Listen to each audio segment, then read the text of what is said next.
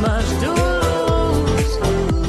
There's no one else I'd rather risk it with. I'm gonna save the world with you. I've never seen the sky so blue. Welcome to the Groovie Bunch, the UK's independent variety TV show. I'm your host, Thomas W. Kelly. Now, I know what you're thinking. Is he an angry YouTuber or an unemployed sex worker? Well, I'm a comedian, so yes. Yeah, it is cold outside the studio. The UK has been hit by a snowstorm. It's official. The UK is whiter than a Whole Foods meal deal. Yes, tonight we've got 4 fantastic comedians ready to warm you up. That's right, featuring Don Biswas, Andrew Rakowski, Derya Yildirim, and Mac Larry. But first, let's get into What the Cluck.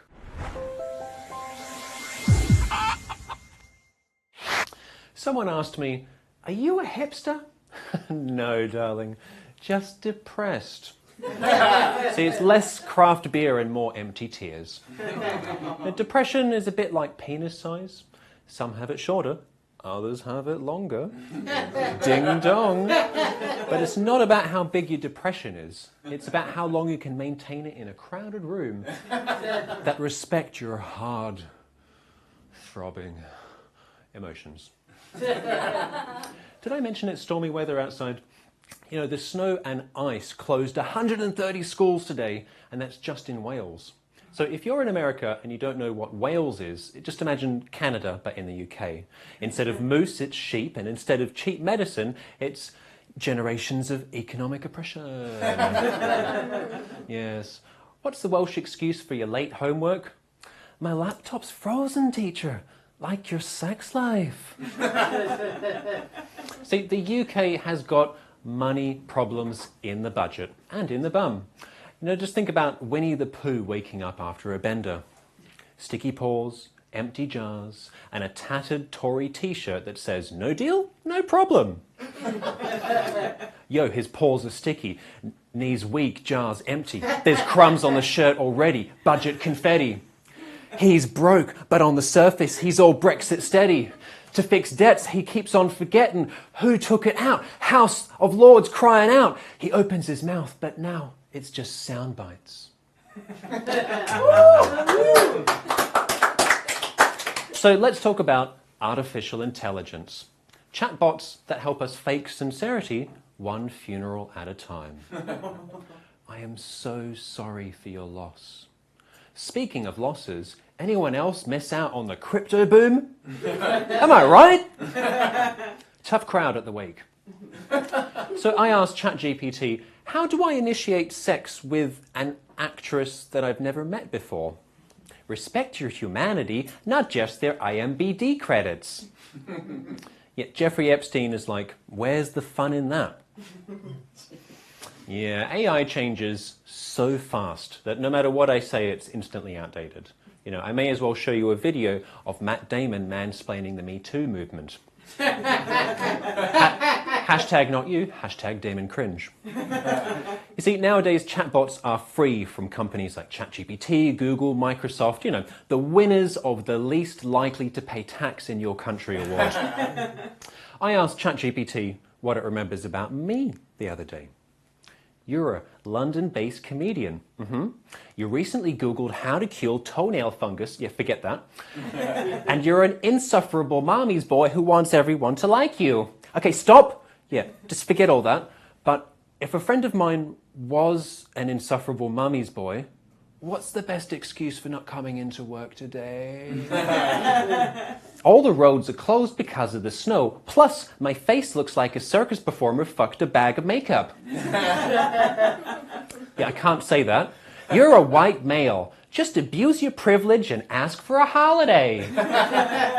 No, that's disgusting. And I did that last week.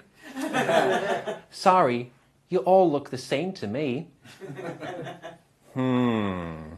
Well, AI will probably replace call center workers in many countries. Now, I've actually worked in call centres. It's less of a job and more of an existential crisis with a paycheck. They're very high pressure, nervous places, you know, like a heart disease patient on Viagra. Now just picture me at the desk between calls, hating my life and feeling like I deserve better. Otherwise known as being English. Now a colleague walks by me and says, "You're right." "I'm fine," which is English male code for fucked up, insecure, neurotic and emotional. "All right," he says, which is English male code for "I can see that you're heavily depressed and hate your job, but I don't have the emotional vocabulary, so I'll just pretend that it's not there." Like that strange lump between my balls. Will AI take our miserable jobs? Will that guy get his balls screened? Am I the fuck child of a circus performer and a box of makeup? Find the answers to all this and more coming up in the show tonight.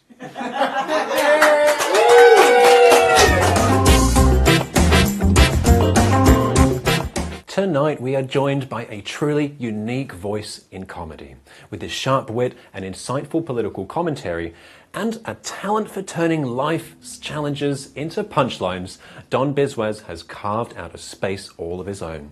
From his acclaimed Edinburgh Fringe show and his BBC Radio 4 special, Neurotopical, Don uses his platform to shed light on living and learning difficulties while keeping audiences laughing. So please welcome Don Biswas.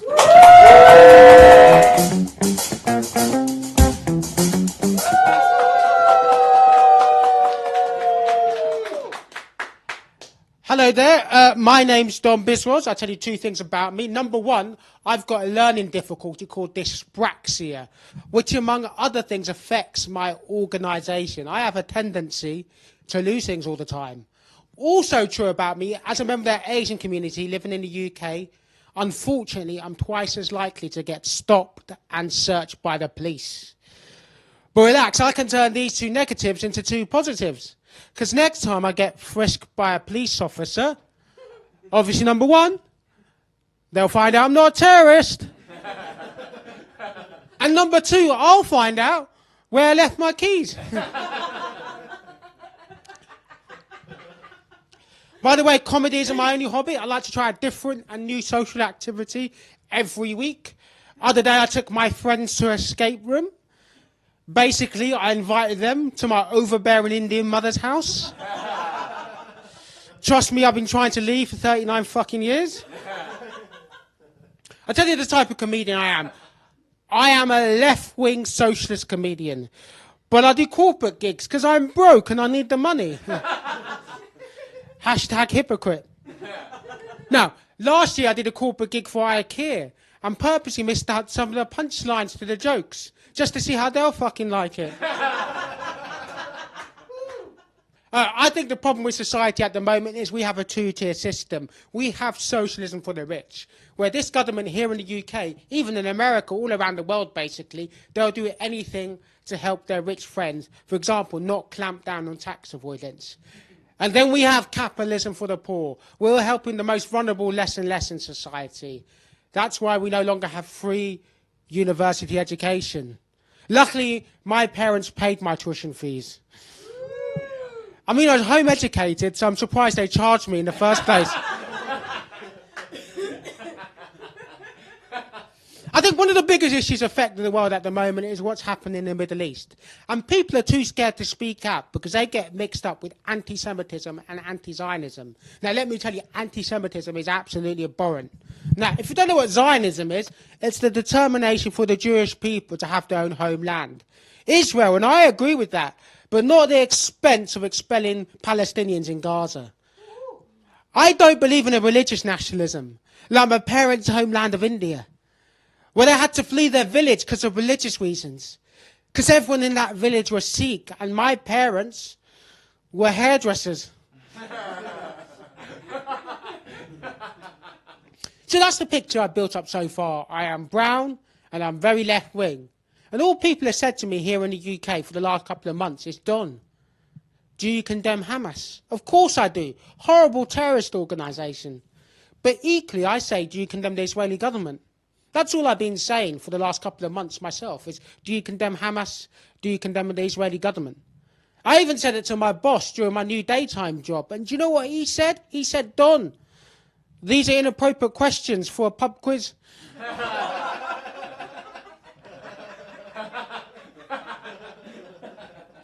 Where else do I stand politically? I'm anti-austerity. It hasn't worked in the UK for the last 14 years when we've had the Tories in power. For example, did you know the latest bailout deal imposed onto Greece by the European Union means more austerity for the Greek people? Even in the past, it's reduced our economy by 25%. But wasn't it Einstein who said the definition of insanity is doing the same thing again and again and expecting different results? Now, no one's laughing. But wasn't it Einstein who said the definition of insanity is doing the same thing again and again? By the way, I actually don't have a job. Being dyspraxic means I've been sacked from every job I had. And it's absolutely brilliant because it's given me a get-out-of-jail-free card at the rat race. It's given me more time to think. We don't get enough time to think in society. For example, for the first 12 to 18 years of your life, you're indoctrinated in education. You just repeat what other people tell you. And then for the next 50 years, you're working 50 hours a week in a job you really hate, just so you can buy some pokey little flat in the city, and you've got no time to philosophize about your own existence, because you're distracted by Netflix or the football. And that's why you readily accept opinions the tabloid press tell you. And you still got no time because you've got children to look after. And all for what? Just so you can get a mediocre pension and then you die. Unfortunately, it's a lot worse for my Hindu parents because of reincarnation. They have to repeat the process again, so... I talk a lot about being Indian. My overbearing Indian mother is the reason why I'm in therapy. And my therapist said I had a problem with loyalty. As whereas my other therapist... Yeah, it's weird times we live in at the moment. I'm very much against what's happening around here in the UK and even in America now we've elected Donald Trump. I'm very much pro-immigration. Allow me to explain about the current refugee crisis that's going here in the UK, because I get it, I really do. Because during the 1970s, my dad moved to England to flee persecution from India. Unfortunately, my mum managed to track him down.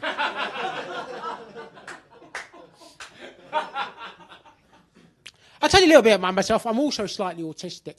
Several years ago, I was diagnosed with a term we no longer use called Asperger's. If you don't know what it is, it's a form of autism where you have problems communicating. Basically, you can't read someone else's body language. Now, I don't think I got this Asperger's. I wouldn't be here today looking people in the eye trying to tell jokes. And anyway, one of the symptoms of Asperger's the doctor said I had, no word of a lie, was having one-sided conversations with other people. Yeah, that's not Asperger's, that's a stand-up comedian. I'm starting to think what happened several years ago when I got tested. My results got mixed up with someone who's actually autistic. And now what's happened, I'll tell you what's happened. There's some kind of Rain Man-like figure out there on the circuit who's been told by a doctor he's a fucking comedian. By the way, I haven't got Asperger's, big fat lie. Apologies. My actual diagnosis was mild traits of Asperger's. So I'm not Rain Man, I'm more Drizzle Boy. Which sounds like the worst superhero ever.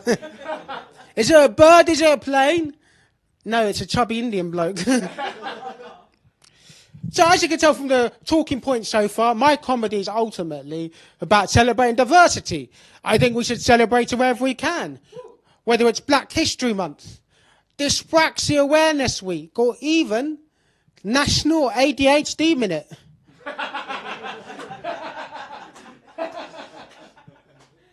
Now, give us a cheer if anyone here is a part of the LGBT community. That's great to hear, because I recently came out to my parents. Unfortunately, I came out as Indian non-binary, which to their disappointment means I don't identify as a doctor or an accountant. No, my traditional Indian parents were absolutely livid when I told them I batted for the team, if you know what I mean. Pakistan.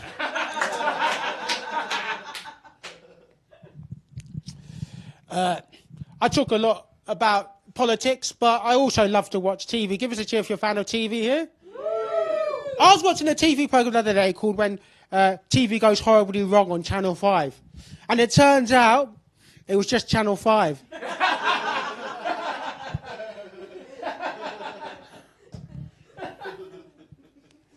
I find it hard to watch TV as well. I find it hard to do things because being on the spectrum means I take things too literally. I can't stand things. And people say to me, how can you be on the spectrum and be left-wing as well? Absolute rubbish. We have a thing called emotional empathy. When I see someone struggle, I struggle with them. When I see a group of people, I struggle with them, even though I don't support Man United. This is a genuinely true story. It's not about Man United, it's about another club. There's a club here in England called Tottenham Hotspurs. Not a brilliant club, up and down. But did you know that hip-hop superstar Jay-Z wanted to buy Tottenham Hotspurs last season? Imagine if Jay-Z bought Tottenham Hotspurs.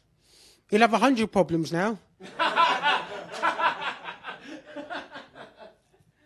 I'll tell you this, I'll leave you with this. The hardest thing about doing comedy is actually talking politics. And as a result, when you talk politics, often you can divide a room. I mean, this is a lovely thing to do, a lovely TV thing to do, but often you divide a room, and as a result, you never get to play the biggest clubs on the circuit. And in return, you never get to play with the biggest names on the circuit, sadly. But by judging by last week's gig at the Sri Lankan Comedy Festival, I have played with some of the longest names on the circuit. And let me tell you, that was an easy show because they announced the lineup. And then the gig finished. I've been Don Biswas. Thank you very much. Cheers. Don, man, your set was amazing. Thank you very much for having us. That was Thank you very much for having us. Now, speaking to the mic. No, you're hilarious, man. And like you said that you started comedy in 2007. It really shows. Well, I started comedy in 2007, but I've only been taking it seriously since last week. So, so those first 17 and a half years or however long, you know, I just slowly, just taking it casually, you know. Exactly. So just going a little bit beyond in time, you know, like before last week, when you told your parents, coming from like the kind of Indian family, and maybe they expected you to be a such and such type of professional, how did they take it when you told them you're going to be a stand-up comedian? My mum was first, she didn't want me to become a stand-up comedian, but having free learning difficulties, in my case dyspraxia, mildly autistic and autistic traits, and also having ADHD and having a bit of a breakdown and having depression, all that meant that I got sacked from every job I ever did. And plus having the depression meant that all my parents wanted me to do was to be happy eventually. And plus they knew I couldn't do anything else. This was the only choice. So, you know. So yeah. So I was lucky compared to other middle-class Indians who had that job to fall back on. So they had more pressure from their parents, whereas I didn't. Yeah, you didn't have to conform. It was a get-out-of-jail-free card having learning difficulties in that sense. No, I really appreciate that. So, like, you came from that family, and you've obviously been shining so much in your professional life. And I'm really curious, like, what was it like for you on the journey of getting those diagnoses about yourself and then making your way in the comedy world? First of all, getting the diagnosis was just a huge relief. I had a bit of a breakdown in 2007, and then I tried to end my life. So it was like, what is wrong with me? Because I couldn't hold down a regular job, yet I graduated from university. So it was just a huge relief having those diagnoses. And then going into comedy, I found something that I was good at writing a joke, but it took me longer to learn the performance. But I found something that I was decent at. And comedy is full of like-minded neurodivergent people. I mean, every other comedian I know is ADHD. So if you've got ADHD, and you're not doing stand-up, just go to your doctors and see if you get tested for being a comedian. So, Yeah. because like every other comedian I know has got ADHD, so it's and I could talk about them, and so it was a huge relief. So it was just all came together really, fortunately. So I really respect that you talk openly about like having challenges with depression and considering suicide. I've gone through similar challenges myself. I haven't gone through some really low periods and experienced like suicidal ideation for a while. But then I made a similar choice. Like I chose to come into the performing arts as a way to like process life. You know? Yeah, Was that similar for you? yeah, definitely. I mean, it meant that it was similar to me. I could just talk about it, and if anyone could relate to that, then that's just a bonus. Yeah. I just think it's good that we hear different stories, and that's something that stand-up can do from different perspectives and backgrounds, and we need more of that. And I think it's great now that neurodiversity is coming to fruition, as well as the stuff like when people talk about LGBT issues and trans issues. I think it's really important to know that people are not alone. Yes, 100%. Yeah, because when you have a sense of community and also like that people have got your back, you have the bravery to go out into the world and do what you want. Exactly, yeah, exactly. And when you, like previously, I used to watch a program called Goodness Gracious Me, and there were Indian people, Indian sketch show.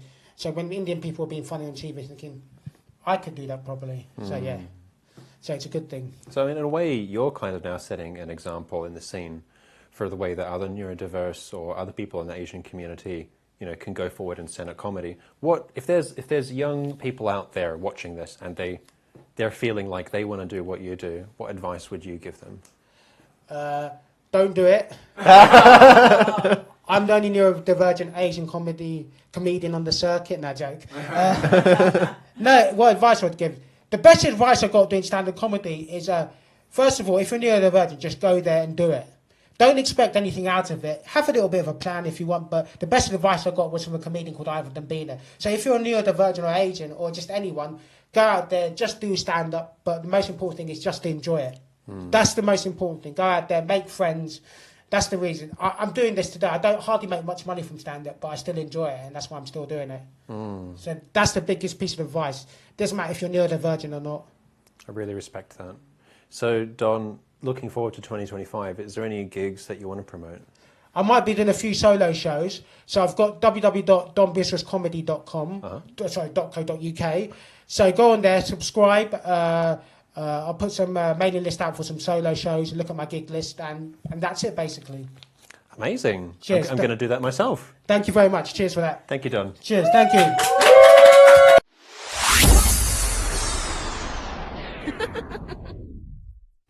So up next is a comedian who's been performing stand-up for the past few years, working the London circuit, including headline spots and also MCing.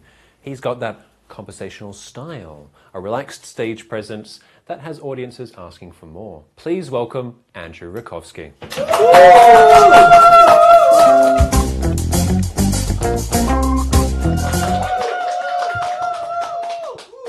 Do you know what? People are always asking me, Andrew, why do you do stand-up comedy? And I do stand-up comedy because it's cool. And it's sexy. And I know this because when I was a little boy, I would read out the Christmas cracker jokes at the dinner table. And my uncle would always try and fuck me.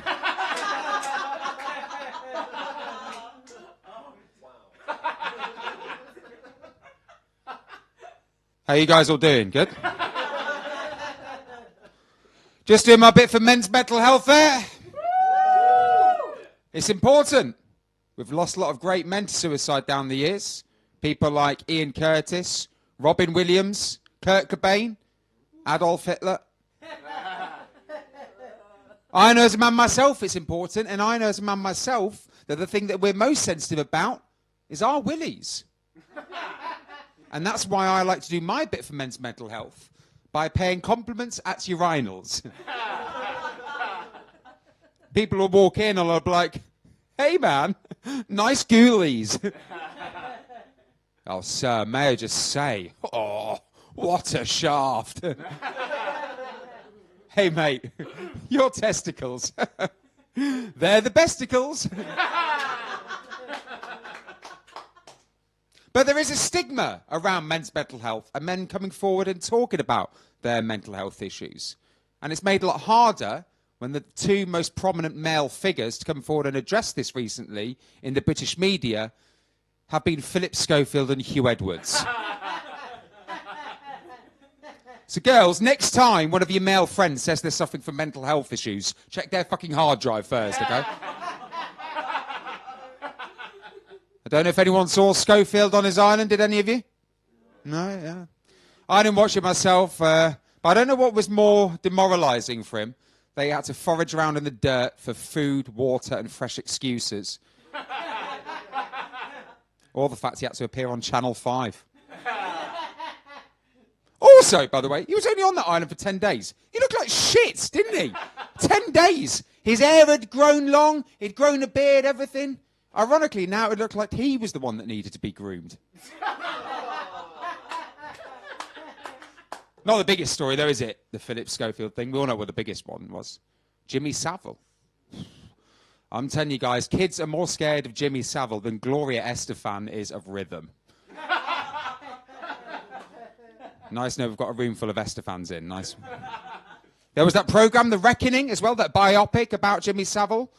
And it was met with a lot of controversy because it was digging up the events of the past. It was being made by the BBC themselves, where obviously he committed a lot of his crimes and they went unreported. And also the role of Jimmy Savile was being played by Steve Coogan. Now, we all know that Steve Coogan is a brilliant, amazing, wonderful actor. But a lot of people went, Steve Coogan? Alan Partridge! Yeah, well, he's not Alan Partridge on set, is he? He's not walking in there, putting his hand up a girl's skirt and going, aha!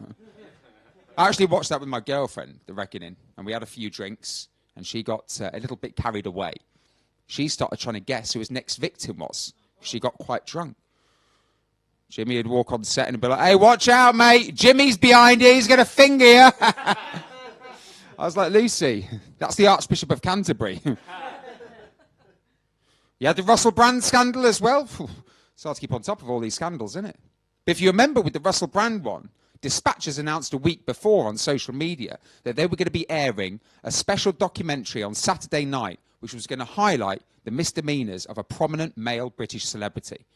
And social media went into meltdown because everyone was trying to speculate who it was going to be. And there were the same names being mentioned. For example, Russell Brand was one of them. David Walliams as well. Don't know where that came from. But what I loved about that period is it did not matter where you were from. It did not matter whether you were male or female, black or white, gay or straight, leave or remain. We all came together as one, united, and hoped and wished and prayed that it was going to be James Corden.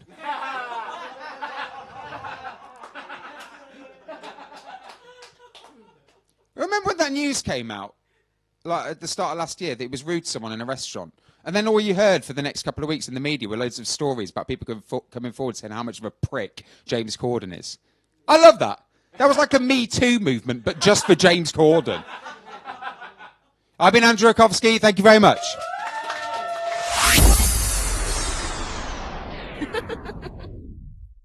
Andrew, you funny man. Thomas. Thank you very much. Oh, this handshake is going on longer than I was planning.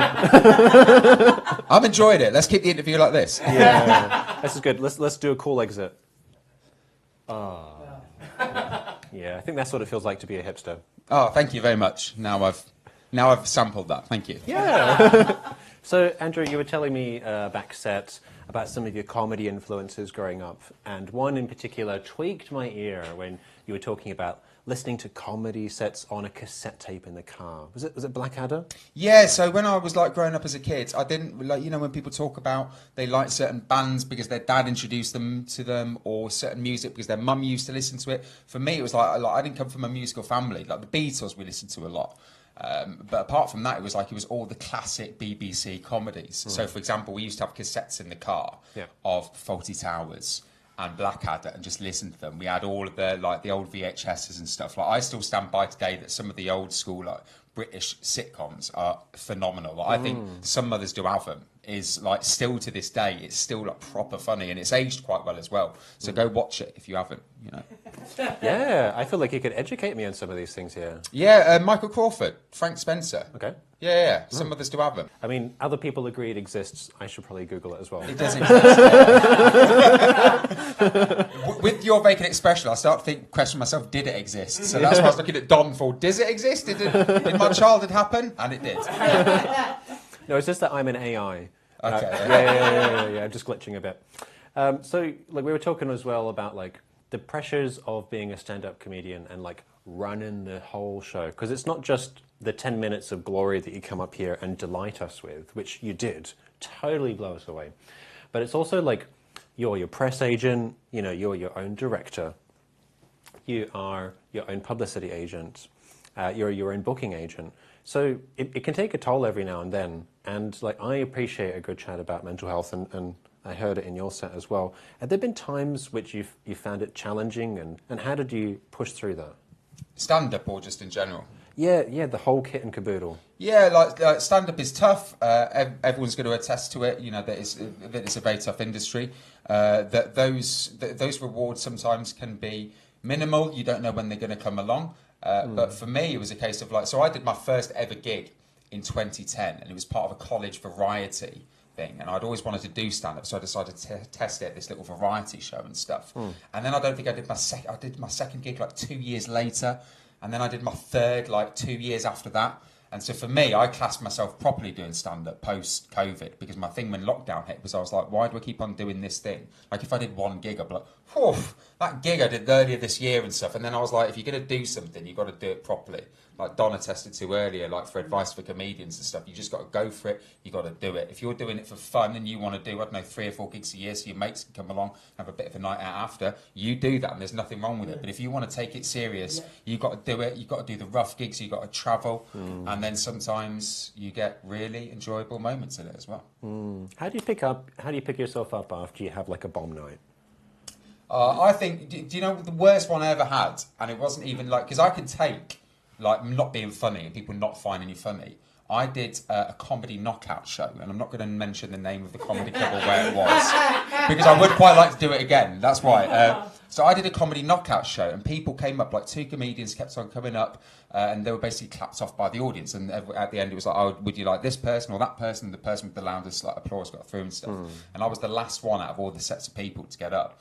And the other girl I was competing with, she did all right, but she got a round of applause. It wasn't like people on their feet. I thought, I don't know, I reckon I can match her. And then it was give us a clap if you want, Andrew. And it was a full room, and it was just silence. But 2, Oh no! Yeah. 2 people at the back, slow hand clapping. What's worse than no applause? 2 people applauding. That's and that was just because the weird thing was they all laughed at the jokes. So that's why I was like, I took that personally then. So it was so you like the material, you just don't like me or want me to go through. And that was the first night after I did it. I thought, I don't think I can continue doing this and stuff. But then I was persevered and stuff, and then I did all right to 6 people above a pub, and I thought, you still got this, mate, you still got this. Yes, because there's always a moment in a story when we lift up, and I think it's the next day when you start to rationalise, the emotions fade out a bit, and you're like, I know I'm funny, I just got to keep going. So going up into 2025, where can we find you? Any gigs that you want to tell us about? So my whole thing in 2025 is I'm going to, I feel that in this year, 2024, I've kind of thrown myself into it so much, and I'm going to kind of do a bit of self-care throughout 2025 as well. And I'm going to kind of try and manage the comedy, but with myself. As much as I say you've got to throw yourself in and keep on doing it, I think comedians can do it so relentlessly. They very stop and look at their own life or what's going in internally. So my main thing for 2025 is manage it alongside me. And that might mean some months I don't have as many gigs as what I'd like to. But that's what I really want to do. And I started it a few months ago, so please follow it, because my following is woefully bad. Andrew Stand Up on Instagram. I'll be posting things like clips, gigs on there. I did call it Andrew Rakowski Comedy at the start, and I thought, why is nobody finding me after I plugged this to gigs? Because no one knows how to pronounce my surname, Thomas. Even you struggle. I struggle on a good day, you know. So, so I managed to find no one had Andrew stand up. That's mental, you know. So Andrew stand up on Instagram, and then you'll find me. And if you seem like a good person, I'll follow you back. How's that? You know. Yeah. Exactly. Fantastic. Well, I look forward to hearing about your work next year, and I really do respect your focus on like taking it at the right pace with your art form. Thank you, Andrew.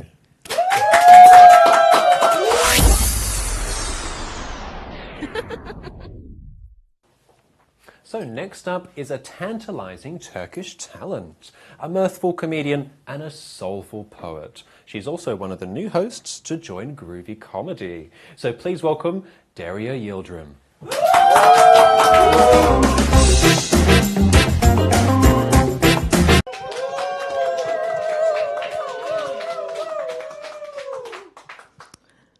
Am I privileged or not? Amongst all those male comedians, I'm the only female one here. I found my father old book of sexual encounters. My father loved doing things by the book. And then he said, practice makes it perfect.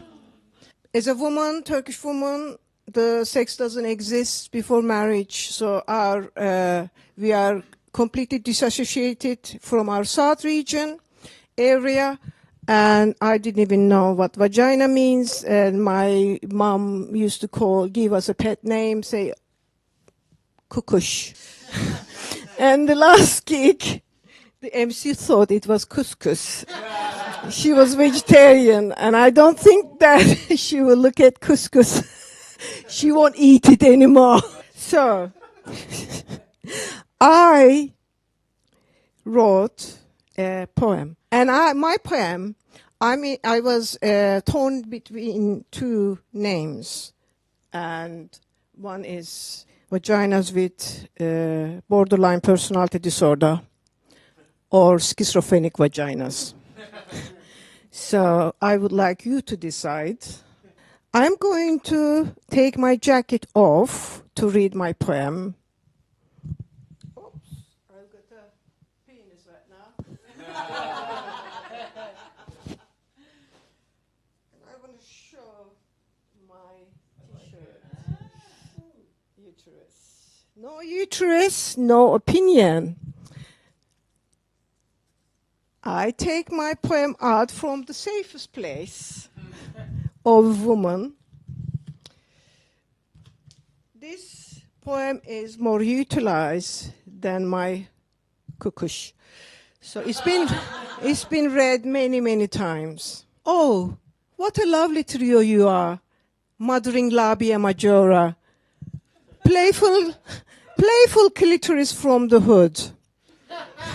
Who likes playing peekaboo with bashful labia minora under the watchful eye of labia majora.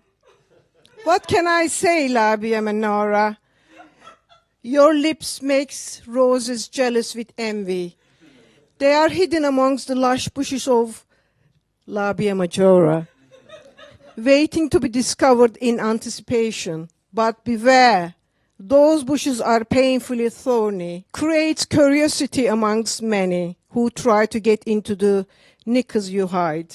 Oh, labia minora, you reside happily with your best buddies. Hair feminist labia majora, and up to no good clit from the hood. The red beady-eyed clit from the hood is no Red Riding Hood, nor she is a blushing red roses. Alas, this girl is on fire. She's out of control. She's bad news.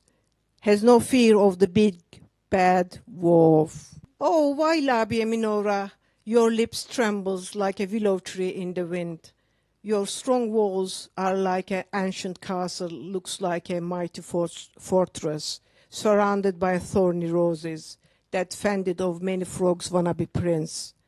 Your mighty walls sometimes weep with joy, sometimes with sadness. Alas, sometimes dries up like a Sahara desert.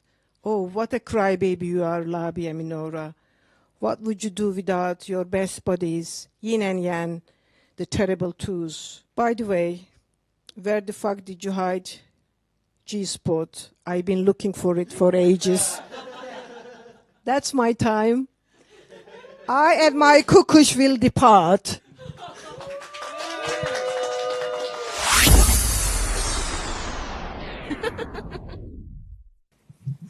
Derya, Hello. that was fantastic. Thank you. I really appreciate you coming onto set. Tell us a little bit about when did you write this and what inspired you?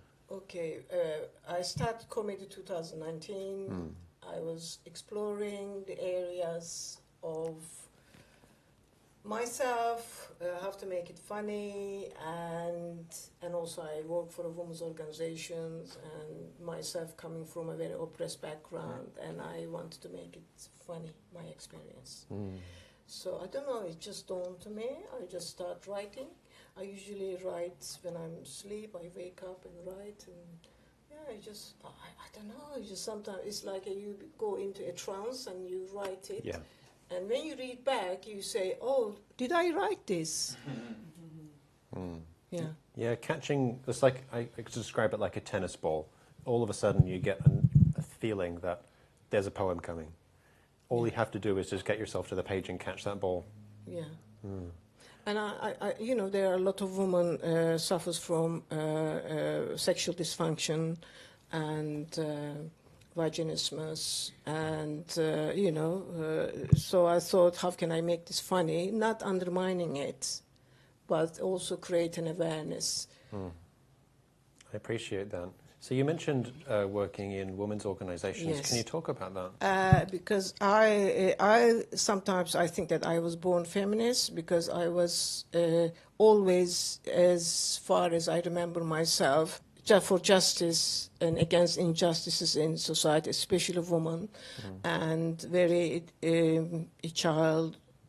I was called disobedient, and I've been disowned by my family a couple of times, but I'm proud of those moments, and I know that my father was very proud of me being like this as well, because I am the product of his, because he read a lot and he was very man that he was against injustice in society, so I was the product of his himself. So yeah. Well, so you are going to be one of the new hosts Yes. at Groovie Comedy. Yes. That's right. And I know that we can come to see you in Hammersmith at the Grove Tavern. Yes. Yeah. Third Thursday of each month. Fantastic. Yeah. And where starting can... in January. That's amazing. Next year. Yes, I'm so excited. I think it's going to add a really interesting flavour to the club. Thank you. And where can we find you online? Okay, that is a bit of a trouble because sometimes people cannot spell my name. My name is Derya Yildirim. I'm on Facebook and also Instagram. And my Instagram handle is Kibele Comedy. However, English people read as Sibele Comedy. And With a C. same. I use Kibele as a stage name, but English people, they couldn't even pronounce that one either, so... Yes. So... Yeah, we're challenged. We challenge. We can barely say Basmati, you know. Yes. I sometimes cannot even pronounce or remember English names either, so... Yeah, take that. Yeah. What's that? Ari? Larry? What's your name? Harry. Yeah. Yeah. Well, you know what? It's such a pleasure to have you on set. You too. And I look forward to hearing more from you. Thank you.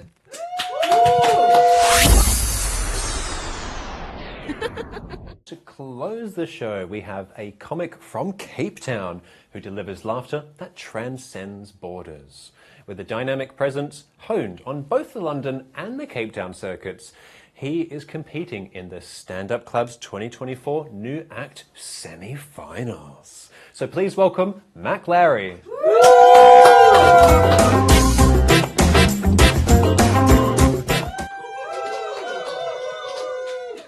Hello, Bedford! So nice to be here, man. So nice to be here. Yes, I am South African. The good kind, the good kind.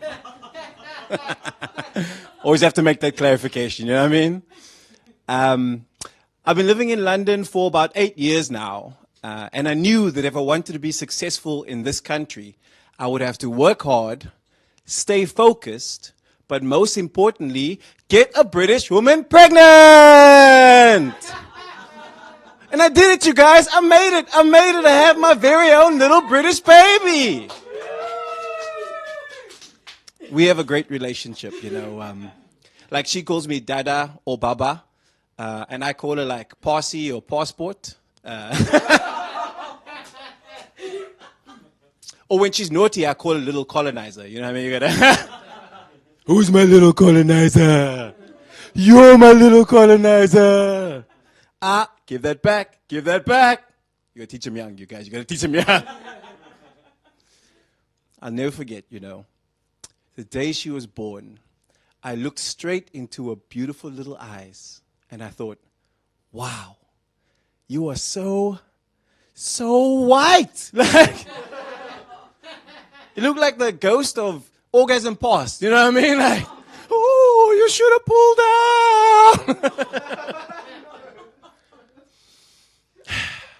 And I remember being confused and looking over at my wife, and she was also confused because she's blacker than me, you guys. We were both like, whose white baby is this? Turns out, when you're fresh out the oven, we all kind of look the same, you guys. It takes a little bit of time for the credit score to go down. You know, you gotta I try to be a good dad, you know, but I found out something recently that made me think I might be messing up. Is this a safe space? Can I share it with you? Yeah? I recently found out that some of my daughter's imaginary friends bully her. You guys do that? Judgment, you lied! You lied! You don't know. You don't know. Maybe her life is so good she has to manufacture a negative experience, huh? The way white people do with escape rooms. You guys? And Don, of course, because I'm hurt. You had trusting eyes. Okay. I feel like I need to win you back. We have a good life. We have a good life. We recently went on holiday to South Korea. Yay! Didn't expect that, did you, Judgy McJudgy Pantsers? It was a good trip. But I wish they would have told me that their word for like my or mine is nega. Yeah, it took me 3 fights to figure that out, you guys. And those old ladies have hands. Let me tell you, those Koreans can move. I had a good time on that trip. Koreans are good people. Please don't go crapping on them after this, okay? Anybody ever had Korean food before? Yeah? It's quite spicy, right? And if you go over there, they eat fried chicken like all over the place, like a national dish, you know? So towards the end of my trip, I kind of consider them honorary black, you know? So as I was leaving at the airport, I was like, nigga. You can laugh here. Here, don't take that on the tube, all right? That's a joke for here. It's a fun trip, but I have a small family, okay? Not a joke, genuine question. What do you do when you want to have the sexy time, but you don't want to traumatize a child? Anybody have any good suggestions? No takers? I can't tell you how many times British audiences have told me to drug my child. No! No, what's wrong with you people? Our plan is just to be really, really quiet in the bathroom. You guys, has anybody ever had silent sex before? It's the worst. It's the worst, right? Like, I did like a full reach back to slap my wife's ass. End up just high-fiving it like, good job. You know? You need the noise. Instead of like moans of pleasure, I'll just get like a solid thumbs up, you know? Which is fine in and of itself, except now, whenever I see a hitchhiker, I get a boner. You guys?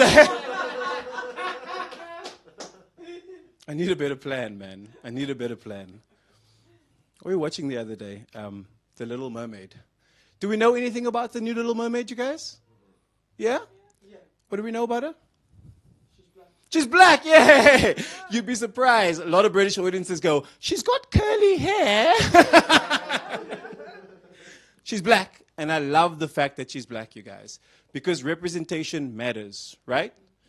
Because now little black girls all over the world, like my daughter, can dream, you guys, about marrying a rich white guy as long as she abandons her family and changes the entire way of life, you know?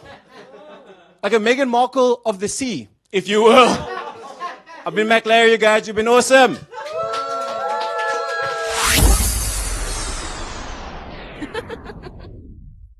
Mac, thank you so much for coming on the show. You absolutely smashed it. Thanks for having me, man. Thank you for that mustache. It's hypnotic. I love it. You're welcome. I didn't realize I was giving you a gift, but now I'm happy I am. So, like, I always love reflecting about what comedy means to us. Like, especially in the tough times of life. Like, what does comedy mean to you? I mean, that's a great question, man. So, obviously, being South African, we had, the whole history of the country, and my parents weren't allowed to do certain things. That also comes with, like, anybody black tax, like you've got a whole bunch of broke people, and you kind of have to look after each other. Okay. So, like a good immigrant, I had a choice of, either being an accountant or engineer or disappointment, right? That was it. So I went along the route that was kind of given to me. And then you get to a point in life where, you've ticked off some of the boxes, and you look around and you're like, is this who I am? Is this me? I've done what my parents wanted. I've done what the world required. Yeah. But who am I? And how do I how do I gain myself through this? I've always loved comedy.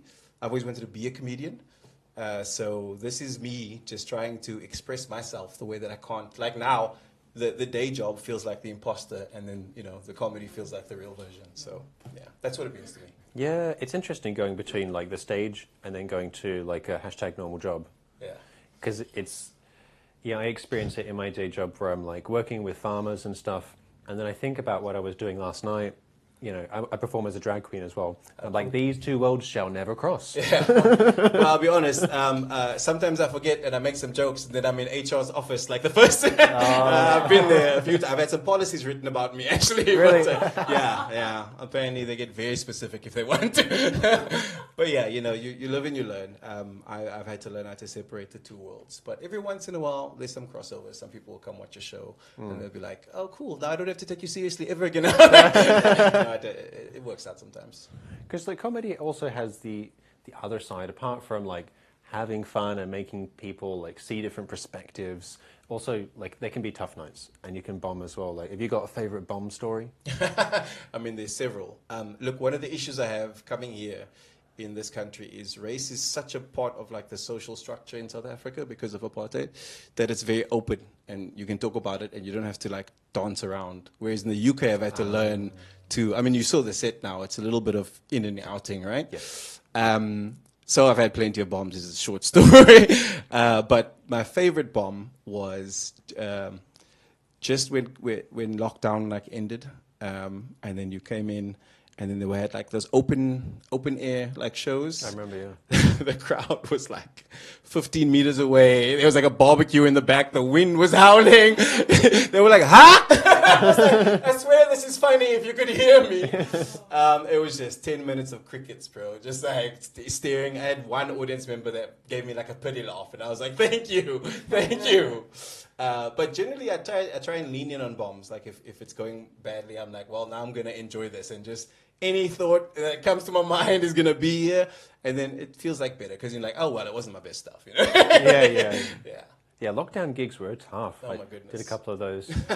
But like, just like comparing South Africa and UK culture, I was curious to hear, because you mentioned apartheid and some of the challenging things with race. What's some of the positive things about like South African culture that you think the UK could learn? I mean, one of the challenges I have in the UK is just embedding into society, right? People are very polite, but it takes a long time for them to like invite you over for dinner or something, right? Whereas in South Africa, we've got the whole Ubuntu vibe. You're like, I am who I am because we are. So there's a much better like community aspect, and it's not that that person's broke like we are broke, you know? or one person is doing well like we're doing well. That's what the black tax is. So it's like, you know, it's got two sides. On the one hand, you know, everybody struggles together, but on the other hand, everybody does well together. So like I'm, you know, have to do some stuff for my family and my parents and stuff back home, and I expect my daughter to wipe my bottom when I can't anymore. So, you know, that's just how it is. Yeah. I think we could do more of that in the UK. I absolutely agree, because it's quite a big difference, like especially in London, where it's a very alienated society. Like you sometimes wonder if someone would stop, you know, and help you if you're having a heart attack in the street or whatever. Yeah, I mean, it's so cold, especially the tube, that stupid, you know, pretend we're not here game. I hate that. I came in on like week 1 talking to everybody, and they were like, what are you doing? This is not what we do here. So I had to learn the social contract here. But yeah, it can be that way. So just switching tone a little bit, you are going to be one of the new hosts in Groovie Comedy. Yeah, I'm looking forward to it, man. Yeah, so when can we find you? So I'm going to be doing second Thursdays of the month for 2025, starting in Jan. On Instagram, you can get me at @MacLarry_comedy. I'll put any gigs up on there, and also some of my political views. Not as funny as Don, but you know, I do what I can. But check for my gigs, and that's where you'll see it. Yeah. Fantastic. I can't wait to see you live on stage again. Thank you for joining me in the studio. Thanks for having me, man.